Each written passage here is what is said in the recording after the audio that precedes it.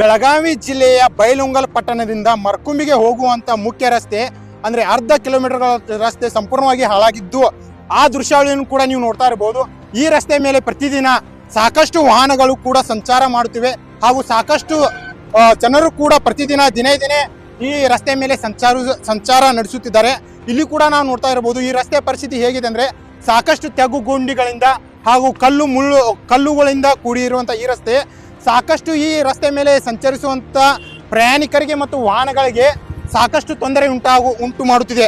ಹಾಗೂ ಇದೇ ರಸ್ತೆಯ ಅಕ್ಕಪಕ್ಕದಲ್ಲಿ ಇರುವಂತ ಜಮೀನಿನಲ್ಲಿ ಬೆಳೆದಿರುವಂತ ಬೆಳೆಗಳಿಗೂ ಕೂಡ ಇಲ್ಲಿನ ಧೂಳು ಸಾಕಷ್ಟು ಸಂಖ್ಯೆಯಲ್ಲಿ ಅಂದ್ರೆ ಸಾಕಷ್ಟು ಪ್ರಮಾಣದಲ್ಲಿ ಆ ಬೆಳೆಗಳ ಮೇಲೆ ಹೋಗಿ ಬೀಳುವುದರಿಂದ ಸಾಕಷ್ಟು ರೈತರು ಕೂಡ ತೊಂದರೆ ಉಂಟಾಗುತ್ತಿದೆ. ಇಲ್ಲೂ ಕೂಡ ನೀವು ನೋಡ್ತಾ ಇರಬಹುದು ಇವಾಗ ವಾಹನ ಬರ್ತಾ ಇದೆ, ಆ ವಾಹನದ ಪರಿಸ್ಥಿತಿ ಹೇಗಿದೆ ಅಂದ್ರೆ ಸಾಕಷ್ಟು ಧೂಳು ಇವಾಗ ನೀವು ನೋಡ್ತಾ ಇರಬಹುದು ಸಾಕಷ್ಟು ಧೂಳು.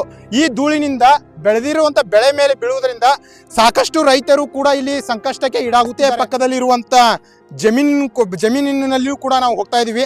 ಇಲ್ಲಿನ ಬೆಳೆಯ ಮೇಲೆ ಯಾವ ತರನಾಗಿ ಪರಿಣಾಮ ಬೀರಿದೆ ಅಂತ ನೀವೇ ಸ್ವತಃ ಕೂಡ ಇಲ್ಲಿ ನೋಡ್ತಾ ಇರ್ಬೋದು.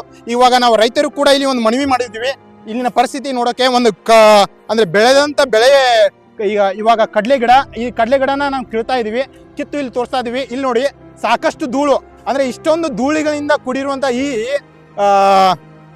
ರೈತರು ಬೆಳೆದಿರುವಂತ ಕಡಲೆ ಗಿಡಕ್ಕೆ ಇಷ್ಟೊಂದು ಧೂಳಿಗಳಿಂದ ಕೂಡಿದೆ.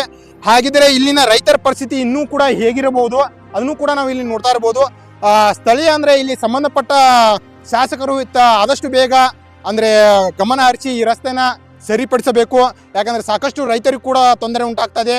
ಮತ್ತೊಂದು ಕಡೆ ಈ ರಸ್ತೆ ಮೇಲೆ ಓಡಾಡುವಂತ ಪ್ರಯಾಣಿಕರಿಗೆ ಮತ್ತು ಸಾರ್ವಜನಿಕರಿಗೂ ಕೂಡ ಸಾಕಷ್ಟು ತೊಂದರೆ ಉಂಟಾಗ್ತಾ ಇದೆ. ಆದಷ್ಟು ಬೇಗ ಈ ರಸ್ತೆನ ಸರಿಪಡಿಸಿ ಪ್ರಯಾಣಿಕರಿಗೆ ಅನುಕೂಲ ಮಾಡಿಕೊಡ್ಬೇಕೆಂದು ಸಾಕಷ್ಟು ಜನರು ಕೂಡ ನಮ್ಮ ವಾಹಿನಿಯ ಮೂಲಕ ಮನವಿ ಮಾಡಿ. ಕಿಲೋಮೀಟರ್ಗಳಷ್ಟು ಏನು ಇದು ರಸ್ತೆ ಇದೆ ಅಲ್ಲ, ಈ ರಸ್ತೆ ಈಗಾಗಲೇ ಸಂಪೂರ್ಣವಾಗಿ ಹಾಳಾಗಿದೆ.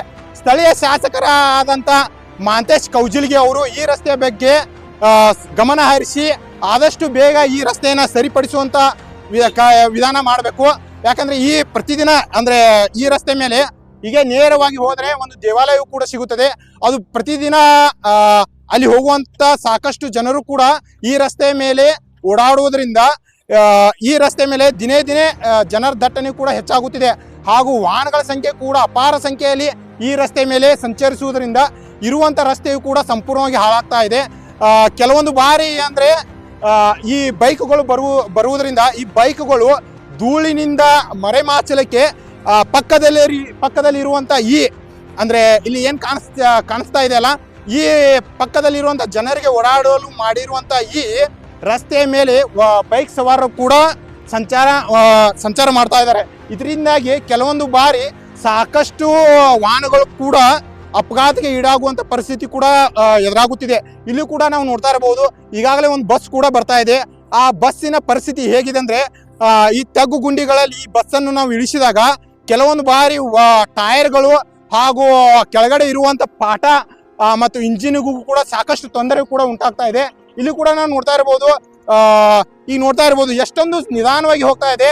ಕೆಲವೊಂದು ಬಾರಿ ಈ ಬಸ್ಸಿನಿಂದ ಬರುವಂತ ಧೂಳು ಕೂಡ ಅಕ್ಕಪಕ್ಕದಲ್ಲಿ ಇರುವಂತ ಜಮೀನುಗಳಿಗೆ ಹೋಗಿ ರೈತರು ಬೆಳೆದಿರುವಂತ ಬೆಳೆಯೂ ಕೂಡ ಸಾಕಷ್ಟು ತೊಂದರೆ ಉಂಟಾಗ್ತಾ ಇದೆ. ಇಲ್ಲಿ ಕೂಡ ನಾವು ನೋಡ್ತಾ ಇರಬಹುದು ಈಗಾಗಲೇ ನಾವು ಹೇಳಿದ ಹಾಗೆ ಕೂಡ ಈಗ ಬೈಕ್ ಸವಾರು ಕೂಡ ರಸ್ತೆ ಬಿಟ್ಟು ಜನರು ಓಡಾಡುವಂತ ಪಿಲ್ಲರ್ ಮೇಲೆ ಬೈಕ್ ಚಲಾವಣೆ ಮಾಡ್ತಾ ಇದ್ದಾರೆ. ಇದಕ್ಕೆಲ್ಲ ಕಾರಣ ಏನಂದ್ರೆ ಇಲ್ಲಿ ಸಾಕಷ್ಟು ಈ ರಸ್ತೆ ಮೇಲೆ ಹೋಗುವ ಸಂದರ್ಭದಲ್ಲಿ ಧೂಳಿನಿಂದ ಅವರು ತೊಂದರೆಗೆ ಈಡಾಗ್ತಾರ ಅಂತ ಹೇಳಿ ಈ ರಸ್ತೆ ಪಿಲ್ಲರ್ ಮೇಲೆ ಸಂಚಾರ ಮಾಡ್ತಾ ಇದ್ದಾರೆ.